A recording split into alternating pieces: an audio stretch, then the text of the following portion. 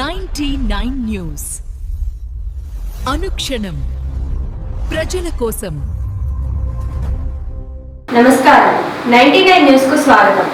ఉగాది పండగ పూట మదిర నియోజకవర్గ ప్రజలకు తీపి కబురు చెప్పిన డిప్యూటీ సీఎం మల్లు భట్టి విక్రమార్కకి ప్రత్యేక కృతజ్ఞతలు తెలియజేసిన Madhira market committee chairman Bandaru Narasimha Rao. Khammam జిల్లా వాసుల దశాబ్దాల కళ నెరవేరబోతోంది. జిల్లా రవాణా వ్యవస్థలో సరికొత్త అధ్యాయం మొదలు కానుంది.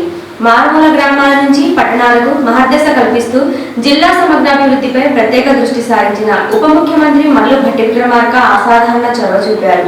ఆయన పట్టుదలతో జిల్లాలోని 5 ప్రధాన రహదారుల విస్తరణకు ఏకంగా 594 కోట్ల భారీ నిధులను ప్రభుత్వం మంజూరు చేసింది. ఈ నిధులతో కీలక మార్గాలను 4 వరుసల 4 లేన్ రహదారులుగా అభివృద్ధి చేయనున్నారు. ప్రజాప్రభుత్వం ఏర్పడిన తొలి రోజు నుంచే జిల్లా అభివృద్ధిపై ఉప ముఖ్యమంత్రి భట్టి విక్రమార్క ప్రత్యేక దృష్టి కేంద్రీకరించారు. హైబ్రిడ్ యూనిటీ మోడల్ పద్ధతిలో ఈ రహదారుల నిర్మాణానికి నిధులు మంజూరు చేయించడంలో ఆయన పాత్ర కీలకం.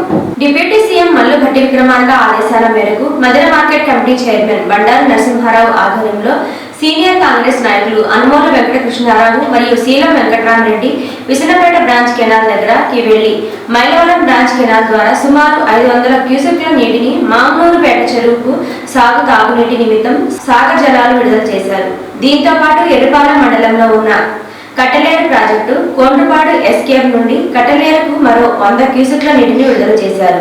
ఈ సాగర్ జలాలు మరో 2 రోజుల్లో పేట చెరువుకు మరియు కట్టలేరుకు ఎర్రపాలెం మండలానికి సాగర్ జలాలు రానున్నాయని అన్నారు. మచిలీపట్నం లక్ష్మణాపురం దగ్గరలో ఉన్న రామాలయంలో అర్చకుడిగా పనిచేస్తున్నాడు. ప్రతిరోజు రామాలయంలో పూజలు చేస్తూ దేవుని స్మరిస్తూ ఉంటాడు. భక్తులు అందరూ ఆ పూజారి వద్దకు వెళ్లి ఆశీర్వాదం తీసుకుంటారు. కానీ ఆయనలో ఉన్న కీచక బుద్ధిని ఎవరూ గమనించలేదు. భక్తి శ్రద్ధలతో ఉండాల్సిన అర్చకుడు బరి తెగించాడు. అర్చకుడి నీచపు బుద్ధి అర్చక వ్యతిరేకత కళంకం తెచ్చింది. 45 ఏళ్ల అర్చకుడు తన భార్య పిల్లలతో మచిలీపట్నం నిజాంపేటలో ఉంటున్నాడు. ఇంటర్మీడియట్ ద్వితీయ సంవత్సరం చదువుతున్న యువతి అర్చకుని కుటుంబంతో సన్నిహితంగా ఉంటుంది. అర్చకుడు భార్య ఆ యువతిని తన కుటుంబంలో ఒకరిగా ఇంటి మనిషిగా చూసుకుంటుంది. కానీ అర్చకుడు మాత్రం వక్ర బుద్ధితోనే చూశాడు. దీన్ని భార్య ఏమాత్రం గ్రహించలేదు.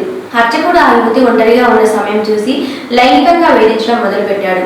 తన లైంగిక బాధ్యత తీర్చాలని ఆ యువతిని బలవంతం పెట్టేవాడు. అర్చకుని కామకూడదని యువతి ఒప్పుకోకపోవడంతో యువతిని బెదిరించి వశపరుచుకున్నాడు. ఈ విషయాన్ని ఎవరికైనా చెప్తే యువతి అంతు చూస్తా అన్నాడు. ప్రతిరోజు రామాలయంలో దేవునికి పూజ చేసి పాపానికి పాల్పడుతున్న ఆ పూజారి ఆటకు దేవుడు ముగింపు పలికాడు.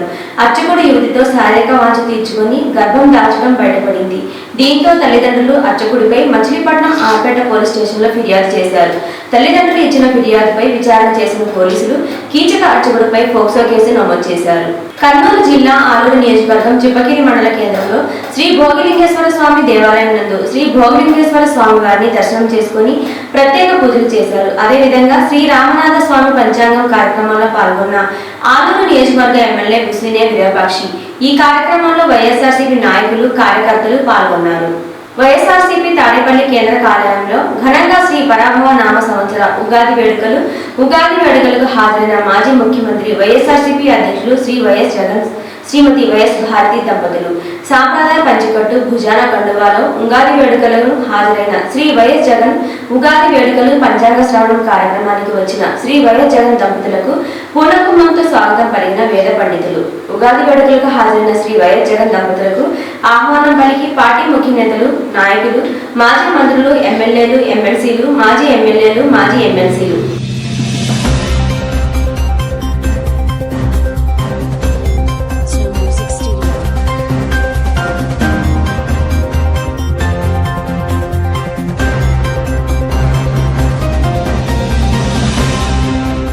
తెలంగాణ రాష్ట్రం కోసం దృఢమైన సంకల్పంతో స్వర్గీయ ప్రొఫెసర్ జయశంకర్, స్వర్గీయ వెంకటస్వామి కన్న కళావారి కళ్ల ముందు నెరవేరిందో అలానే రాష్ట్రం మొత్తం రైతులు పామాయిల్ సాగు చేయాలని వ్యవసాయ శాఖ మంత్రి తుమ్మల నాగేశ్వరరావు కళ వారి కళ్ల ముందే సహకారం కావాలని కోరుకుంటున్నారని గడ్డం Prasad Kumar TG assembly speaker అన్నారు. తెలంగాణ రైతుల గుండె చప్పుడు ఆయిల్ ఫామ్. నేను 40 సంవత్సరాలుగా ఆయిల్ ఫామ్ కోసం చేయని ప్రయత్నం లేదు. తెలంగాణ రైతాంగానికి జీవనాడి ఆయిల్ ఫామ్. ఉగాది పండుగ అంటే రైతుల పండుగని రాష్ట్ర వ్యవసాయ శాఖ మంత్రివర్యులు శ్రీ తుమ్మల నాగేశ్వరరావు అన్నారు.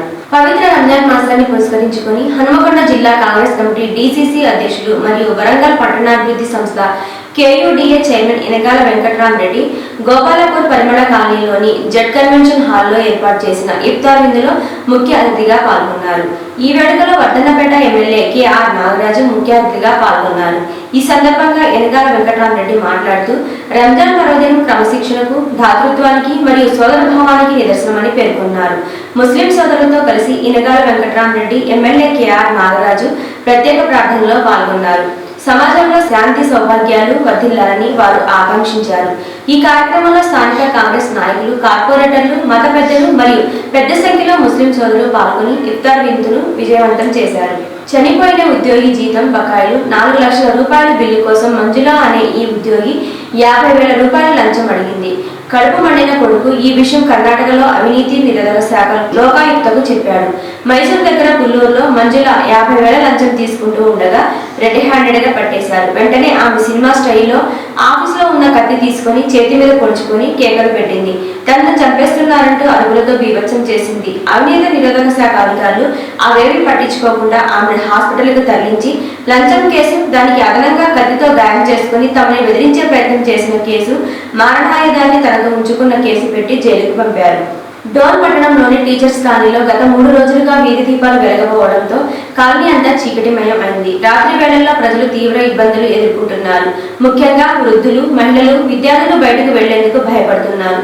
వీధి లైట్లు పనిచేయకపోవడంతో దొంగతనాలు, ప్రమాదాలు జరిగే అవకాశం ఉందని స్థానికులు ఆందోళన వ్యక్తం చేస్తున్నారు. సమస్యపై పలుమార్లు సంబంధిత అధికారులకు తెలియజేసినా ఇప్పటి వరకు ఎలాంటి చర్యలు తీసుకోలేదని వారు ఆరోపిస్తున్నారు. ఇప్పటికైనా అధికారులు స్పందించి వెంటనే వీధి లైట్లను మరమ్మతు చేయించి ప్రజలకు భద్రత కల్పించాలని కాలనీ వాసులు కోరుతున్నారు. ఈ వార్తలు ఇంతటితో సమాప్తం. 99 న్యూస్ అనుక్షణం ప్రజల కోసం.